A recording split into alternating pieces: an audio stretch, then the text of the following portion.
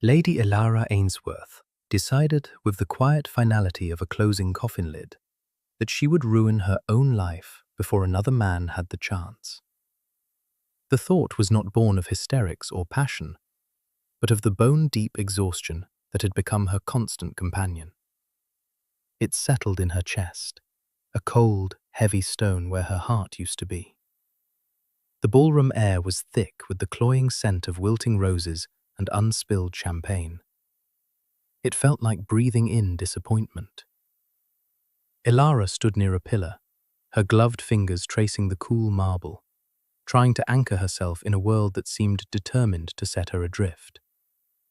She had mastered the art of becoming part of the scenery, a skill honed over 6 seasons of being overlooked, her dowry shrinking with each passing year, until it was little more than a rumor. Her dress, a pale blue silk that had been fashionable 3 years prior, felt like a costume for a part she no longer wished to play. Around her, laughter chimed like brittle glass, and jewels glittered like chips of ice. It was all a performance, and she had forgotten her lines. Her gaze drifted over the dancers, a swirl of vibrant colour and forced smiles, and she felt a profound and aching invisibility. "Elara, do try to look a little less like you are attending a funeral," her mother whispered, her voice a sharp pinprick in the dull tapestry of the evening. Lady Ainsworth's face was a mask of strained optimism, her fan fluttering with a nervous energy that betrayed her desperation. Elara did not turn. "Perhaps I am, Mother. My own." Her mother's fan snapped shut. "Do not be so dramatic. Lord Croft has been watching you all evening. He is a man of considerable means. This is our last chance, Elara. Our very last." The name fell like a drop of poison into a glass of clean water. Lord Croft. A man whose age was a matter of public speculation, and whose breath consistently smelled of stale port and decay. His gaze felt like a physical touch, slimy and unwelcome, and Elara had to fight the urge to wrap her arms around herself.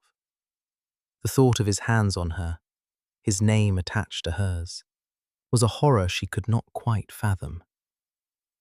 "He is a vulture, Mother, and he knows we are carrion," Elara said, her voice barely a murmur. "He is a solution," her mother corrected, her fingers digging into Elara's arm. "The creditors are no longer patient. The house is all but sold from under us. Do you wish to be a governess? A seamstress? Because that is the alternative. Smile, child. For the love of God, smile." Elara tried to stretch her lips into a shape that resembled a smile. It felt like a grimace. She met Lord Croft's eyes across the room, and he gave her a wet, proprietary smirk, raising his glass in a mock salute. A chill, cold and sharp, slid down her spine. This was it. The end of her life as a person, and the beginning of her life as a possession. Resignation settled over her, heavy as a shroud. Then the room changed. It was not a sudden event, but a slow tide of silence that began at the grand entrance and washed over the entire ballroom. The music faltered, a violin scraping a discordant note before ceasing altogether. Laughter died like a candle running out of air. Conversations trailed off into whispers. Every head turned in one direction. He stood framed in the doorway, a figure carved from shadow and ice. The Duke of Blackwood, Alistair Thorne. A man who appeared in London society as often as a solar eclipse, and with just as much disruptive power. He was impossibly tall, dressed in severe, perfect black that seemed to absorb the light around him. His face was a study in harsh planes and unyielding lines, his expression utterly unreadable. He was not handsome in the conventional, charming way of the other lords. He was formidable, a force of nature that had been contained, for the moment, within a tailored coat. Whispers erupted like fireflies in the sudden dark. He had not attended a ball in a decade. His fortune was legendary, his cruelty a subject of fearful gossip, and his solitude absolute. What was he doing here? Ilara watched, a detached observer, as this predator entered the fold. His eyes, the color of a winter storm, swept across the room with an unnerving lack of interest. They dismissed the hopeful debutantes, slid past the powerful matriarchs, and ignored the preening dandies. His gaze moved with a slow, deliberate purpose, and Ilara felt a strange, prickling sensation on her skin, as if she were being hunted. Then his eyes found hers. For a heart-stopping second, the entire, suffocating room ceased to exist. There was only the pillar at her back, and the unwavering intensity of his stare. It was not a look of admiration or flirtation. It was a look of pure, undiluted focus, as if he had crossed a continent and arrived at his precise destination. He began to walk. The crowd parted for him as if by royal decree. He moved not with a swagger, but with a lethal grace that spoke of absolute confidence. He walked past Lord Croft, who seemed to shrink in his presence. He walked past her mother, whose mouth had fallen open in stunned disbelief. He walked directly to Ilara. He stopped a respectable foot away from her, yet it felt as if he had breached all her defenses. The air crackled with a tension so thick she could taste it. He did not bow. He did not offer a greeting. He simply looked at her, and for the first time in her life, Ilara felt truly, terrifyingly seen. "Lady Ilara Ainsworth," he said. His voice was not loud, but it carried in the profound silence of the room. It was a deep, resonant baritone, as cold and clear as his eyes. She could only manage a nod, her throat having closed completely. "You will not be marrying Lord Croft," he stated. It was not a question or a request. It was a fact he was delivering. Beside her, her mother made a small, strangled sound. Lord Croft, a few feet away, sputtered, his face turning a blotchy, furious red. "Here now, Blackwood, that is no business of yours." The Duke did not so much as glance in his direction. His gaze remained locked on Ilara. "You will marry me instead," he said, his voice devoid of any emotion. There was no romance, no warmth. It was a transaction, a command. The collective gasp of the entire ballroom was a single, unified sound. Ilara's mind went blank. The world tilted on its axis, the polished floor seeming to fall away beneath her feet. She stared at him, at this impossible man with his impossible pronouncement, and could not form a single thought. Had he gone mad? Had she? "My proposal is a serious one," he continued, as if sensing her disbelief. "A carriage will call for you tomorrow morning to discuss the arrangements with your mother. I trust you will find the settlements more than agreeable."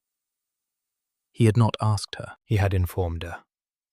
He was arranging the purchase of her life, as one might arrange the purchase of a new horse. And the most horrifying part was the flicker of relief that shot through her. A desperate, shameful relief that he was not Lord Croft. Without waiting for a reply, without another word, he gave her a curt, almost imperceptible nod. Then he turned on his heel and walked out of the ballroom as abruptly as he had entered, leaving a wake of stunned silence and utter chaos. Ilara's hand flew to her throat, her fingers pressing against the frantic pulse there. Her life had not been ruined by her own hand after all. It had just been claimed by the Duke of Blackwood. And she had no idea if that was a salvation or a damnation. The marriage was a quiet, stark affair. It took place in a dusty solicitor's office, the only witnesses her weeping mother and the Duke's stony-faced man of business. Alistair stood beside her, a silent, imposing statue in black. When the time came to say his vows, his voice was steady and flat. When he slid the plain gold band onto her finger, his hand was cool and impersonal. There was no kiss. There was no celebration. She became a duchess in the same way one signed a deed. The journey to Blackwood Manor was undertaken in a similar silence. The carriage was opulent but sombre, the landscape outside the window growing wilder and more desolate the farther they travelled from London.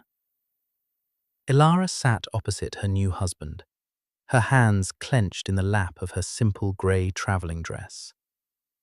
She risked glances at him, but his face remained an impassive mask, his gaze fixed on the passing scenery. He was a stranger, and she was his prisoner. A very wealthy, well-appointed prisoner, but a prisoner nonetheless. Blackwood Manor rose from the mist-shrouded moors like a jagged tooth of granite. It was a Gothic monstrosity of towers and turrets, its stone walls stained dark by centuries of rain. It did not look like a home. It looked like a fortress, designed to keep the world out.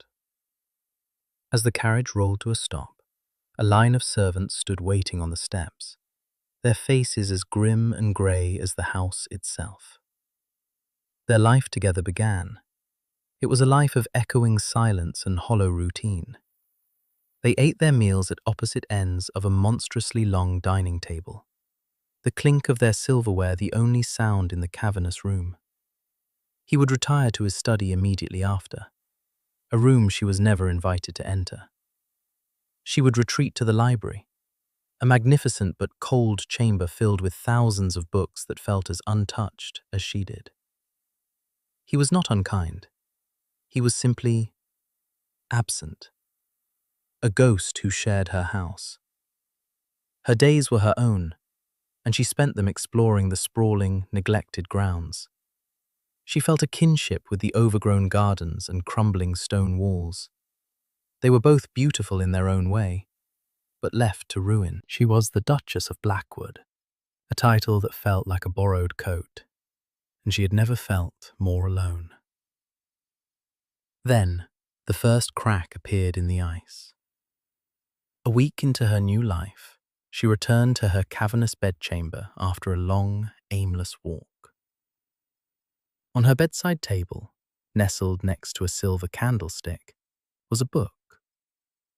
It was a slim volume, bound in dark green leather. She picked it up, her fingers tracing the gold-embossed title. It was a first edition of Sonnets of the Sea, a collection of obscure poetry by a little-known female author. It was her favourite book in the world, a treasured volume she had been forced to sell along with the rest of her family's library. Her breath caught. How could he possibly have known?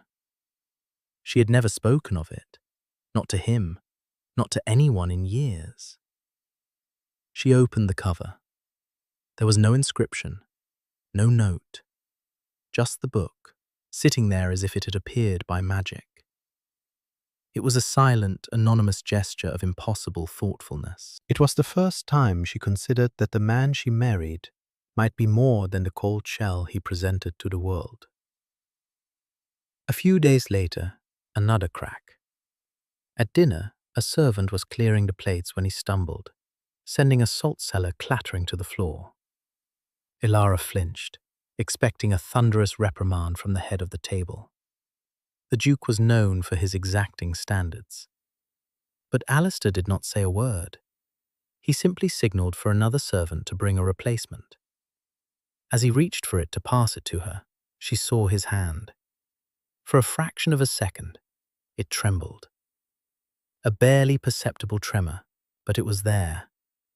The cold, unflappable Duke of Blackwood was nervous. The realization was so startling, it was all she could do to take the salt from him without comment. The largest fissure came a month into their marriage. Ilara had found a derelict conservatory at the far end of the West Wing.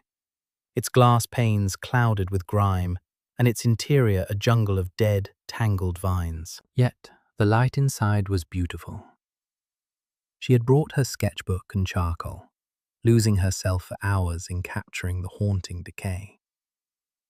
One afternoon, the door creaked open behind her. She spun around, her heart leaping into her throat. It was Alistair. He stood there, watching her, his expression as unreadable as ever. She felt a flush of shame, as if she had been caught trespassing. "Your Grace," she stammered, beginning to gather her things. "I apologize. I did not realize this area was—" "Do you like it?" he asked, his voice cutting through her apology. She paused, confused. "The light is remarkable." He gave a single, sharp nod. "It will be restored," he said, and then he was gone. True to his word, a team of workmen arrived the next day. Within a fortnight, the conservatory was transformed. The glass was polished until it sparkled, the ironwork repainted, and the interior filled with vibrant, living plants. Ferns and orchids and her favorite climbing roses. A new easel and a full set of artist supplies stood in the exact spot where he had found her sketching.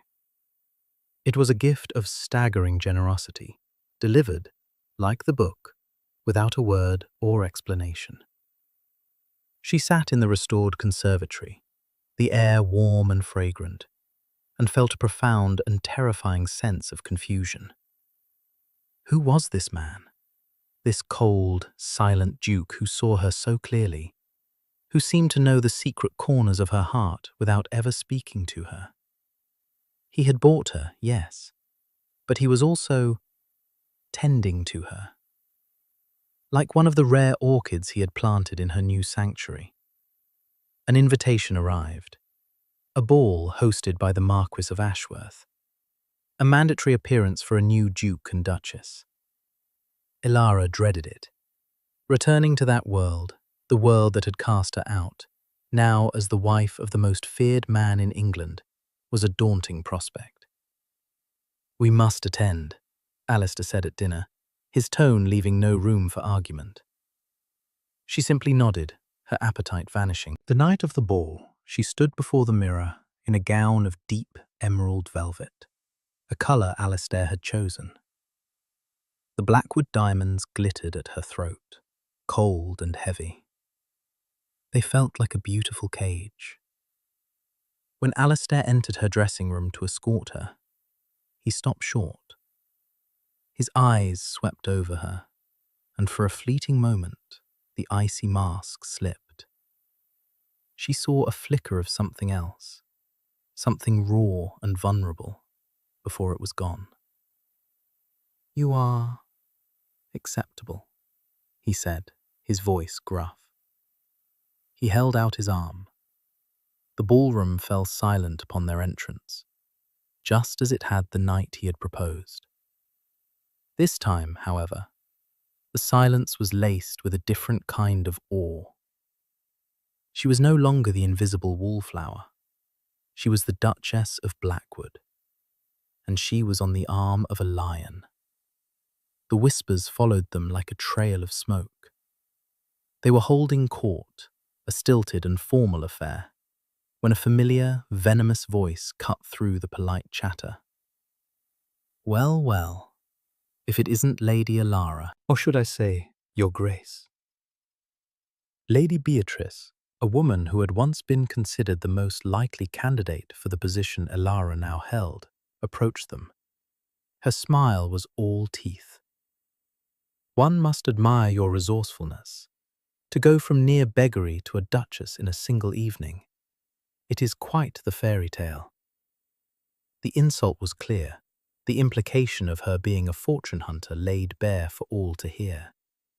The small circle of nobles around them fell into an awkward silence.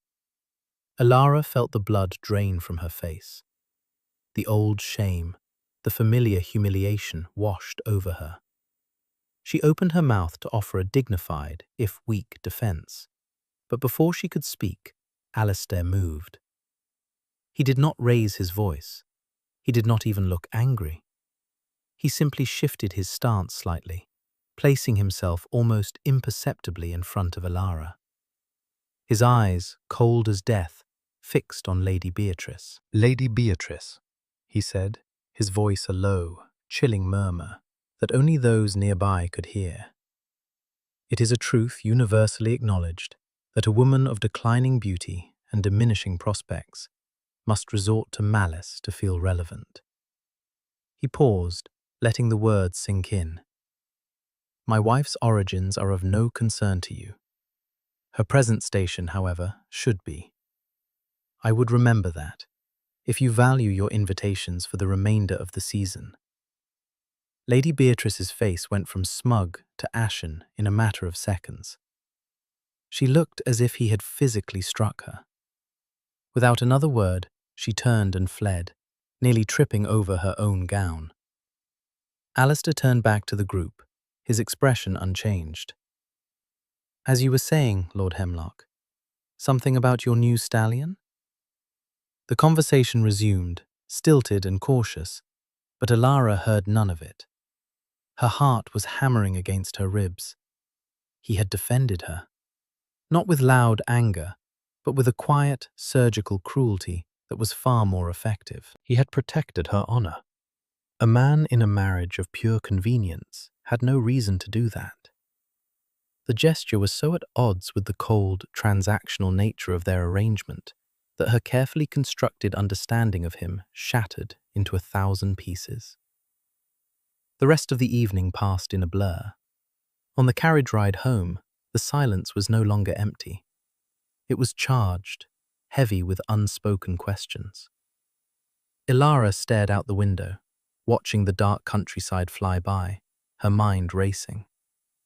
Why? Why had he married her? Why did he give her books and gardens? Why did he defend her? The questions circled and circled, and she knew she could not endure another day of this suffocating mystery. The desperate, resigned girl from that first ball was gone. In her place was a woman who needed to know the truth. When they arrived back at Blackwood Manor, she did not go to her wing of the house. As Alistair turned toward his study, she found her voice. "Alistair," she said. It was the first time she had used his given name. He stopped, his back to her. He did not turn around. "Yes?" "I would speak with you." He was still for a long moment. "It is late." "It has been late for months," she countered, her voice shaking slightly but firm. "I will come to your study." Without waiting for his permission, she swept past him and walked down the long, dark corridor, toward the one room in the house that was forbidden to her. Her heart pounded with a mixture of fear and resolve. She was no longer a passive object in her own life. She was the Duchess of Blackwood, and she was going to get some answers. The door to his study was heavy oak. She pushed it open without knocking and stepped inside. The room was the heart of the man himself. Dark wood, shelves groaning with books on finance and agriculture, maps lining the walls, and a massive desk that was a fortress of organized paper. A fire crackled in the hearth, casting long, dancing shadows. Alistair followed her in, closing the door behind him. The sound of the latch clicking into place felt unnervingly final. He did not go to his desk, but stood near the fireplace, his broad shoulders tense, his face cloaked in shadow. "Why?" Elara asked, her voice quiet but clear in the still room. "Why did you do that tonight?" "Lady Beatrice was insulting my Duchess. It is my duty to protect the honor of my house," he replied, his voice flat and rehearsed. "Duty?" she echoed, a spark of anger igniting within her. Was it duty that bought me a book of poetry? Was it duty that rebuilt a conservatory? Was it duty that made your hand tremble when you passed me the salt? Do not speak to me of duty. He flinched at her words, a barely perceptible tightening of his jaw. He turned his face away from her, toward the fire. You are observant. I have had nothing to do but observe, she shot back. I live in your house. I wear your name. I eat at your table, and I do not know you at all. I am done with the silence, Alistair. I want the truth. Why did you marry me? The silence that followed was so profound, she could hear the logs shifting in the fire, the frantic beat of her own heart. He stood with his back to her, a rigid, unmoving silhouette against the flames. She thought for a moment he would not answer, that he would simply order her out. When he finally spoke, his voice was rough, choked with an emotion she had never heard from him before. Because I am a coward. The admission hung in the air, so utterly incongruous with the man before her that she could not comprehend it. The Duke of Blackwood. A coward? He turned to face her then, and the look on his face stole the breath from her lungs. The cold mask was gone. In its place was a raw, aching vulnerability that was more shocking than any anger could have been.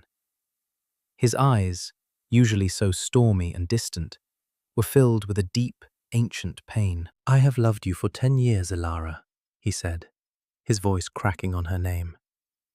The world stopped. The fire, the shadows, the very air in the room seemed to freeze. She stared at him, certain she had misheard.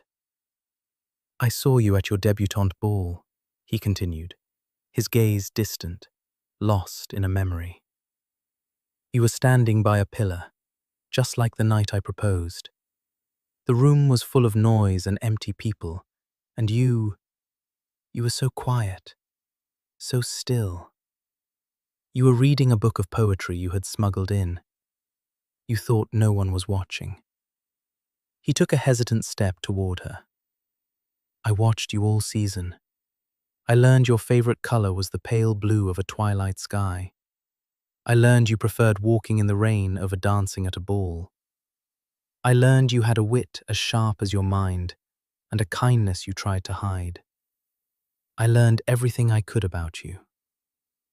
His confession poured out of him, a torrent of words held back for a decade.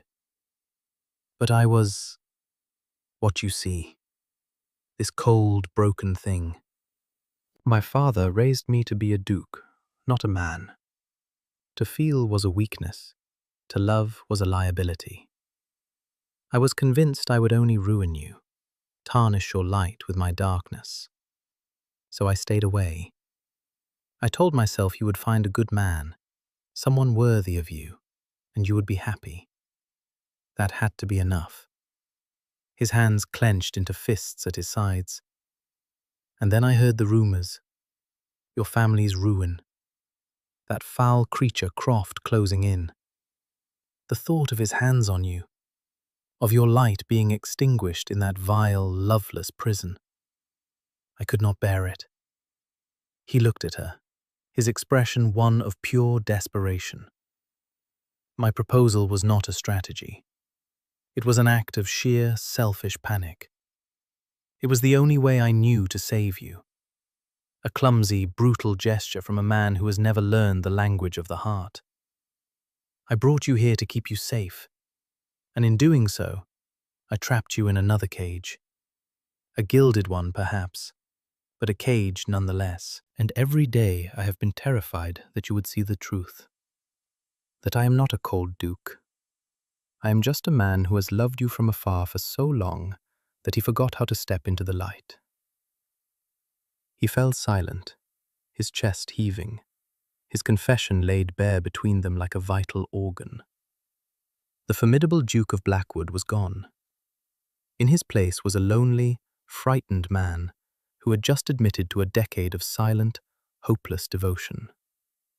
Elara stood frozen, the foundations of her world completely upended. Every cold glance, every silent dinner, Every formal gesture was suddenly cast in a new, heartbreaking light. His distance was not disdain, it was fear. His silence was not apathy, it was reverence.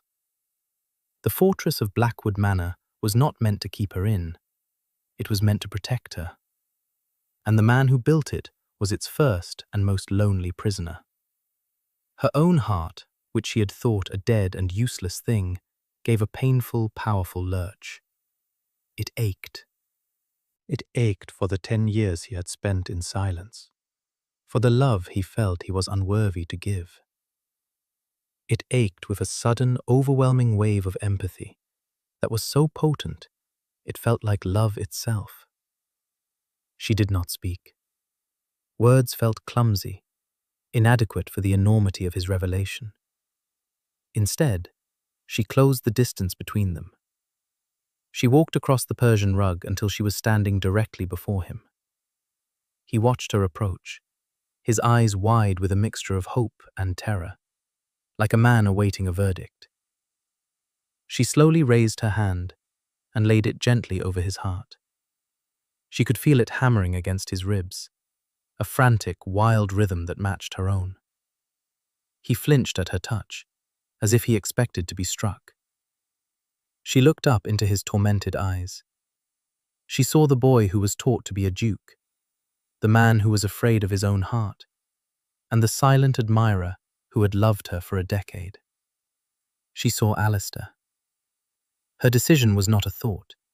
It was an instinct, a truth that rose from the deepest part of her. This was not a cage. This was a beginning. Slowly, she rose onto her toes. She leaned in and pressed her lips against his. It was not a passionate kiss, but one of tenderness. It was hesitant, gentle, a question and an answer all in one. For a moment, he was completely still, frozen in shock. Then, a shudder ran through his entire body. His arms, which had been rigid at his sides, came up to encircle her waist, pulling her flush against him with a desperate, possessive strength.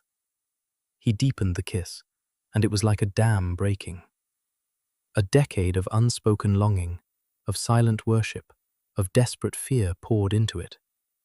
It was a kiss of salvation, of homecoming, of two lonely souls finally finding their harbor. When they finally broke apart, they were both breathless. He rested his forehead against hers, his eyes closed. "Elara," he whispered, and this time, her name was a prayer. 3 years later, Blackwood Manor was unrecognizable. Sunlight streamed through clean windows, illuminating hallways that now echoed with the sound of laughter instead of footsteps. Elara's vibrant paintings of seascapes and wildflowers hung on the walls, breathing life into the ancient stone.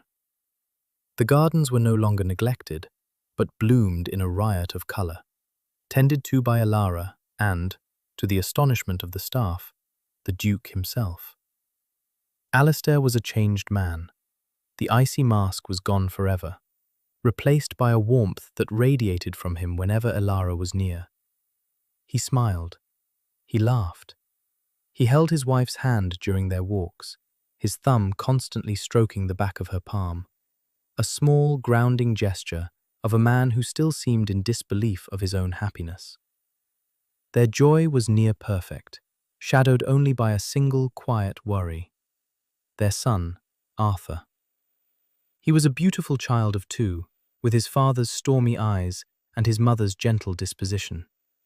He was bright, curious, and deeply loved. But he had never spoken a word. Doctors from London had come and gone, shrugging their shoulders and offering placating words about late bloomers. Elara and Alistair never let their worries show in front of him, showering him with affection and patient encouragement. Yet, in the quiet moments of the night, the fear lingered. A silent child in a house that had finally learned to speak. The irony was not lost on Elara. One crisp autumn afternoon, the family was gathered in the grand library. The room, once so cold and imposing, was now their favorite space. A fire blazed merrily, and the scent of old paper and wood smoke filled the air. Alistair sat in a large armchair, reading a picture book to Arthur, who was nestled comfortably on his lap. Alistair's voice, once so cold and commanding, was now gentle and animated as he described knights and dragons. Elara sat at a nearby table, sketching the scene before her. She smiled, her heart full. She wore a simple locket around her neck, one she had owned for years. It was the very one she had worn to her debutante ball, the night Alistair had first seen her. On a whim, she unclasped it and opened the tiny heart-shaped doors. Inside was a miniature portrait of herself at 18, hopeful and unaware of the silent gaze that was changing the course of her life. From across the room, Arthur's attention was snagged. The glint of the gold locket caught his eye. He looked up from the page of his book, his stormy eyes fixing on the object in his mother's hand. He let out a small, frustrated noise and wriggled down from his father's lap. Alistair paused his reading. "What is it, little man?" But Arthur was already on a mission. He toddled across the thick rug, his small legs surprisingly steady, making a direct line for his mother. Elara watched him approach, a fond smile on her face. He stopped before her, his head tilted back to look up at her. He pointed a chubby, determined finger at the open locket. "This?" she asked softly, holding it down for him to see better. "It's a picture of Mama, a long time ago." Arthur stared intently at the tiny portrait, his brow furrowed in concentration. The room fell quiet, the only sound the crackling of the fire. Alistair watched from his chair, a silent, hopeful statue. Arthur looked up from the locket, his gaze meeting Elara's. His eyes were wide and clear, full of a sudden, startling understanding. He opened his mouth, and in a voice that was perfectly formed, shockingly clear, and utterly confident, he spoke his first word. "Starlight." The single word dropped into the silent room like a stone into a deep, still pond. Elara's breath caught in her throat. Her fingers went numb, the locket suddenly feeling impossibly heavy. From the armchair, there was a soft thud as the Book of Knights and Dragons slipped from Alistair's nerveless fingers and fell to the floor.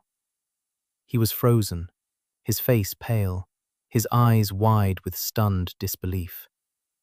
Starlight, the name of a secret, the title of an anonymous poem she had found published in a small, obscure literary journal nearly a decade ago.